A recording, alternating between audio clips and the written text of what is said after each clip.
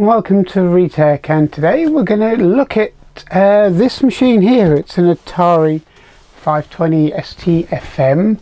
I've done quite a few Ataris on this channel, but this one's very different. This really needs a little bit of a video because it's a complete unit. This machine has lived from day one with one person, and basically what it's done is it's done his entire digital life. It might seem a bit funny talking about somebody's digital life in the 2020s when this is a machine that was basically brought out in the mid 1980s. I don't think I've had a complete unit presented in the way this machine is, and it's not because it's anything special of an Atari ST. It's not because it's anything special of a packaging job, basically hasn't been ripped, torn or messed around with too much.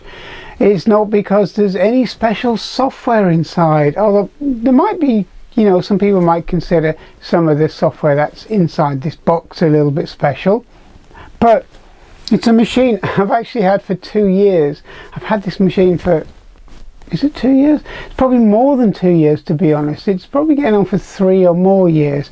And basically, I've never really opened it. I've never looked at it. I've never had a need to use it because I have other Atari STs. And this really was bought just in case originally, because I only had one ST at the time.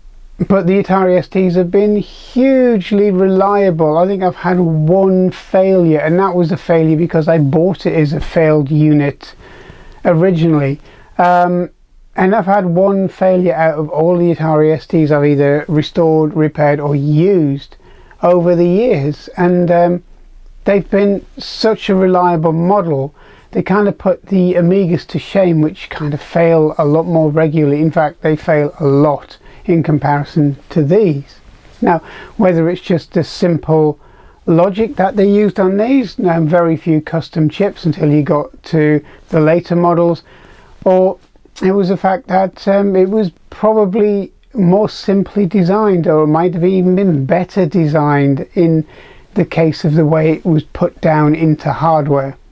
Now, it all depends. I mean, really, it's something that you were really never going to know. But I took this STFM off the shelf because I was going to use one of the SD4ST drives with it, and I was, just going to basically get it out of the box and use it after all this time.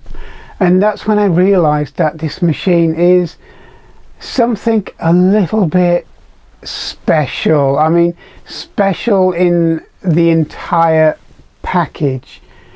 Now, we're going to have a quick look at this machine, but basically what it comes with, what it meant to somebody, what these machines actually meant to people back in the day. So let's take a look, and we'll have a little bit of a conclusion session afterwards. Okay, so here we go.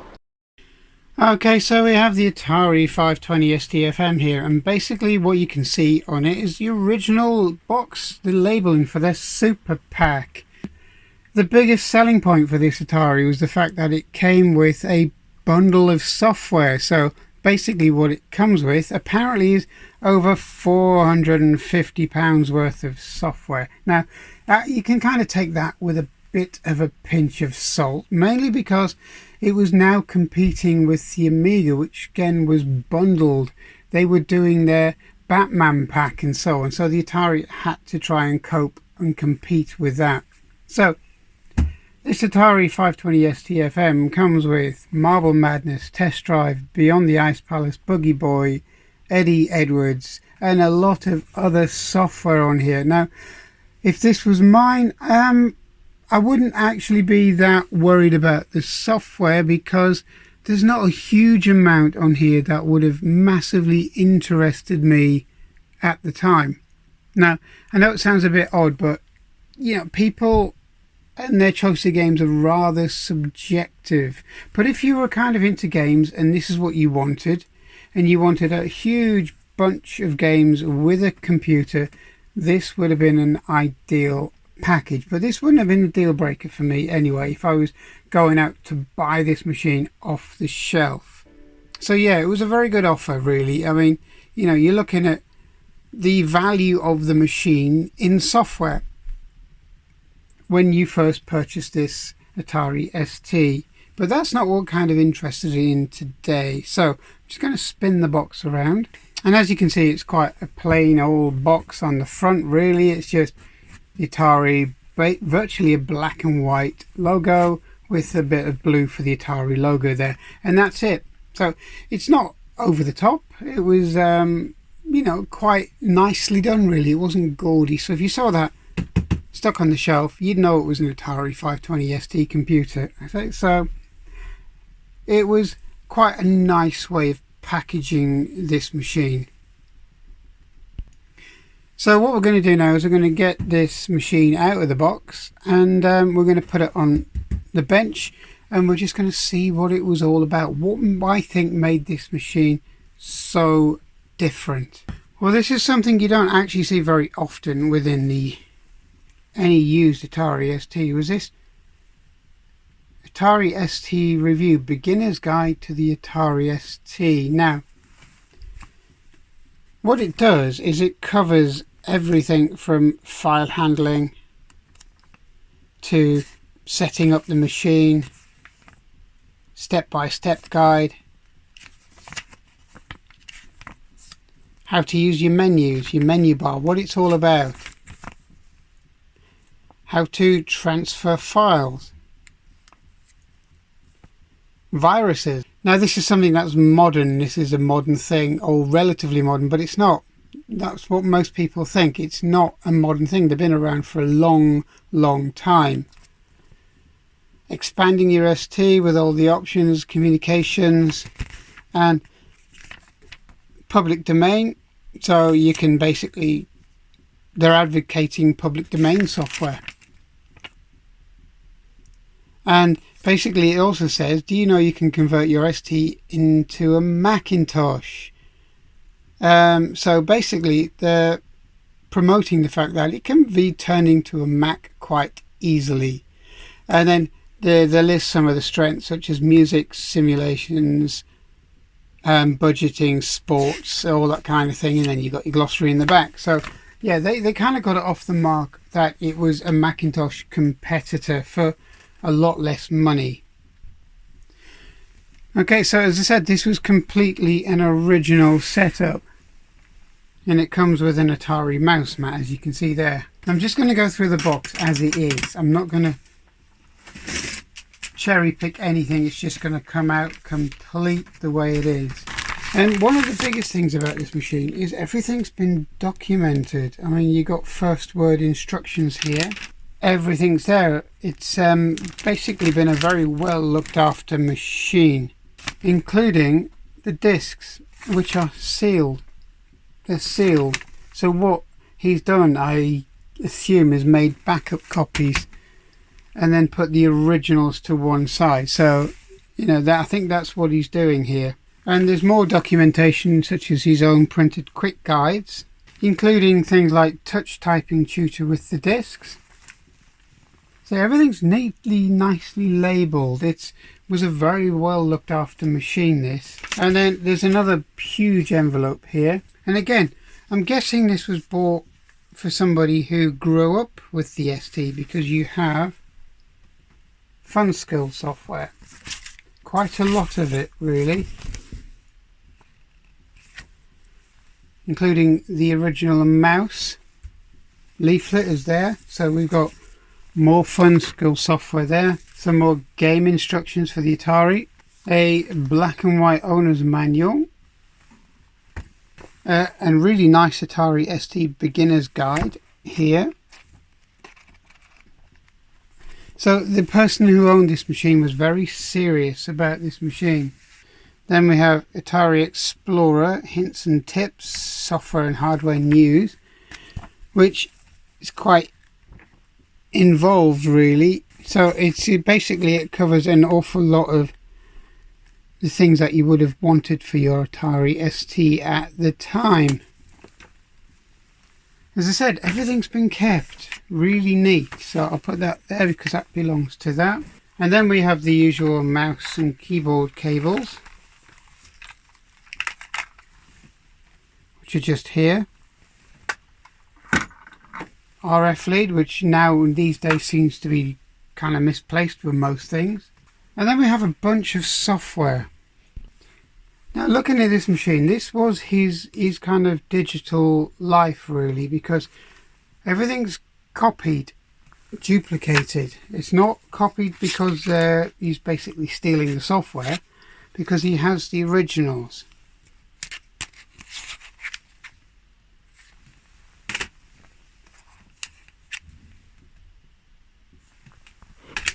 And so on, including all the fun skill software. And then we have, you know, obviously the software that comes with the pack. There's quite a lot of that. So it's all been kept.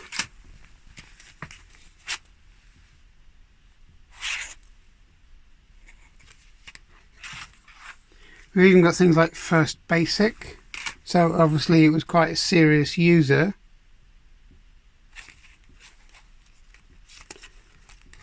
Some more second skill software. Keyboard tutor. Then every disc has a backup copy, including some of these easy draw software. Again, the originals are in the envelopes, and there's more fun skill stuff. More of the original pack. Basic and goodies, and then backup copies of First Word. So everything here is kind of as it was and as it was being used for maybe decades of use before the machine was eventually sold on. And it's an amazing kind of look into somebody's life, because this guy or girl or whoever it was owned this machine for a long time and used it for quite serious stuff, from word processing to games to teaching either him or herself or the children through this fun skill applications, and kept every little bit of documentation that goes along with the machine. Now I'm going to clear the desk. We're going to have a look at the machine itself. And as I'm clearing the desk, everything's been neatly cable tied up as well. It's not kind of strung together and just flung in the box. So this machine was used and cherished by the looks of it. And then we come on to the machine. The machine is in very good condition. It does power on, it does work, but that's as much as I've actually used it. So I think I'm not going to do anything to this. I'm going to leave it as is, because it really needs to stay exactly how it is, because it's kind of a history piece really. It's a history not just to the machine itself, it's a history piece for the, you know, the person's lifetime behind it. I know it sounds probably a little bit dramatic, but it's not really, because once these machines like this start getting split up, they lose their kind of meaning behind them, because it has a story. And the story behind this machine is it was used a lot, and you can tell because it's quite smooth around the spacebar area, and the spacebar in this corner is quite worn, and the return key is quite worn just here. So it's not one of those machines that was just kind of used to play a few games and then put away. It was a well used and pretty much cherished machine. Now this is probably going to be one of those machines that I don't use. I'm just going to put it in its box and keep it. I'll take it out every now and again to check that it's still fine and it still works.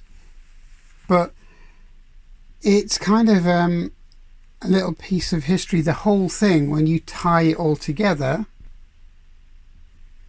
is a complete history piece. It's a snapshot in time.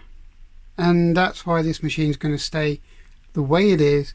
It's not really going to be used a lot. It's just going to be kind of preserved the way it is. I have a lot of other Atari STs which were bought singly, individually, without them being boxed, without them any history behind them, without anything. And this is one of only two that I have kind of like this, but this is the one that shows the most history behind it. So there's my thoughts on this. I'm sure there's other people have different thoughts about it, as in you should use it and, you know, don't worry about bits and pieces getting lost or, you know, getting split up, because you can always find it. But not really, because one of the biggest giveaways is the mouse. You might be able to see how worn it is, and you can actually physically see the finger marks left in this mouse from all of those years of clicking. So anyway, this was a brief look into a little bit of history. Okay, so basically that was just a look at a history package, because it's not worth, in my mind, splitting this machine up and with the potential of actually losing bits of it. And if you look through all the documentation, you can actually see a lot of handwritten annotation and notes all the way through it, and you can see that this machine was used a lot. And as you can see from the quite extensive pile of stuff that came with this machine in its box, it wasn't a machine that was used lightly. It was used for both entertainment, teaching, and for professional use, judging by some of the software that was on there, either that or for work purposes. So, you know, it's a nice piece to keep as is, which is what I'm going to do. I know, as I said, that there's going to be a lot of people think, no, you should use it and so on and so forth, but I have others, and I'm in that position where I can actually keep a machine as a history piece and not worry too much about it just being that. I mean, I will turn it on now and again, I will make sure it works, and I will every now and again check it inside to make sure that nothing's leaking or blown and so on. But other than that, it's going to stay the way it is. I believe that now and again we should kind of try and preserve things as a whole. This was literally delivered as a whole package, so the person who owned it basically packed up his entire computer, software, notes, the whole lot, without a thought of, well, I've written in these, should I, you know, discard them or dump them, who really wants them, and so on. He's just basically put it all together, or whoever bundled it up, because, you know, you never know, that person may or may not be around anymore, which is why the machine got sold in the first place. So anyway, that's my thoughts on maybe preserving these machines. I hope you have similar thoughts. Thanks for watching. I hope you enjoyed this. There'll be more to come. I'm going to continue with my 3-minute retro pieces, because sometimes they're a good way into getting people interested in some of these machines without having to watch lengthy videos and so on. And there's also my repair on my Commodore PC, which you may have seen a little while ago, and I hope to have that out very shortly. So thanks for watching. Please subscribe, and I'll see you soon.